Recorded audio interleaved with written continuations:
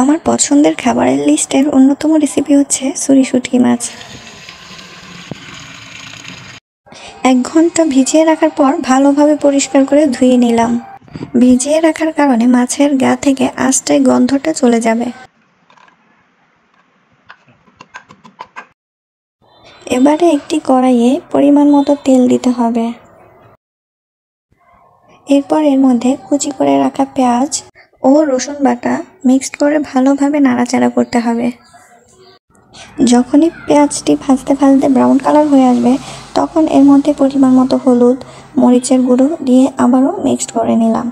এবারে ধুয়ে রাখা শুটকিগুলো এর মধ্যে দিয়ে ভালোভাবে নেড়েচেড়ে ভাজা ভাজা করে নিতে হবে। আমি প্রথমে লবণ দিতে ভুলে গিয়েছিলাম, তাই এখন দিয়ে মিক্সড করে দিলাম। এবার ভাজা হয়ে গেলে পরিমাণ মতো পানি দিয়ে দিতে হবে। দেখুন কালারটি যেমন সুন্দর এসেছে, তেমন সুন্দর স্মেল বেরিয়েছে। এবারে দিয়ে দিচ্ছি কিছু ধনেপাতা কুচি। ধনেপাতা মূলত তরকারির গ্রানটাকে স্ট্রং করে দেয়। ফিরে আসছি 10 মিনিট পর। ও হ্যাঁ, আপনাদের যদি রেসিপিটি ভালো লেগে থাকে আমার চ্যানেলটিকে প্লিজ সাবস্ক্রাইব করে দেবেন। ধন্যবাদ।